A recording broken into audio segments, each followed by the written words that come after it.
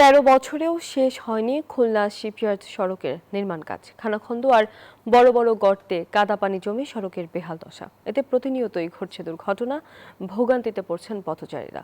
প্রকল্প সংশ্লিষ্টদের অবহেলার গাফিলতিকে দুষছেন স্থানীয়রা। খুলনা থেকে মাকসুদ রহমানের তথ্যচিত্রে ডেস্ক রিপোর্ট। কোথাও খানাখন্দ, কোথাও বড় বড় গর্তে জমে আছে পানি, কোথাও আবার কাদা পানি জমে একাকার।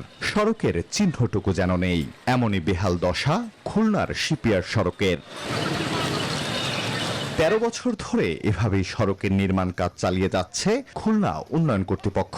কয়েক দফা ব্যয় বেড়ে ৯৮ কোটি টাকার প্রকল্প দাঁড়িয়েছে ২৮০ কোটি টাকায়। এদিকে ধীরগতি ও নিম্নমানের কাজের দায়ে ২০২৫ সালে ঠিকাদারি প্রতিষ্ঠানের সাথে চুক্তি বাতিল করে কেডিএ। এরপর থেকেই বন্ধ নির্মাণ কাজ। ভাঙাচোরা সড়কের বিভিন্ন স্থানে গর্তগুলো ডোবায় রূপ নিয়ে যানবাহন চলাচলের অনুপযোগী হয়ে পড়েছে। প্রতিনিয়তই ঘটছে দুর্ঘটনা। খুবই সমস্যার ভিতরে আছে, আর দীর্ঘদিন যাবত এই সমস্যা। এই টাকাগুলো আত্মসাৎ করছে, এটা আমাদের অবহেলিত, আমাদের দেখার কেউ নাই। এদিকে সড়কের বিভিন্ন স্থানে স্লুইস গেটের নির্মাণ কাজ শেষ না হওয়ায় একটু বৃষ্টিতেই সৃষ্টি হয় জলাবদ্ধতা।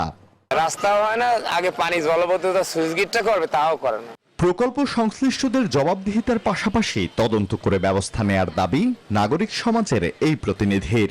এই লুটপাটের কারণে আজকের এই প্রকল্পের অবস্থা, তাদেরকে আইনের আওতায় আনতে হবে, আগে দৃষ্টান্তমূলক শাস্তির ব্যবস্থা করতে হবে। সর্বশেষ ৯ জুন একনেক সভায় প্রকল্পটির দীর্ঘসূত্রিতা নিয়ে ক্ষোভ প্রকাশ করেন খোদ প্রধানমন্ত্রী। দ্রুত কাজ শেষ করার দাবি কেসিসি প্রশাসকের। এদিকে মন্ত্রণালয়ের নির্দেশনার দোহাই দিচ্ছেন কেডিএ চেয়ারম্যান।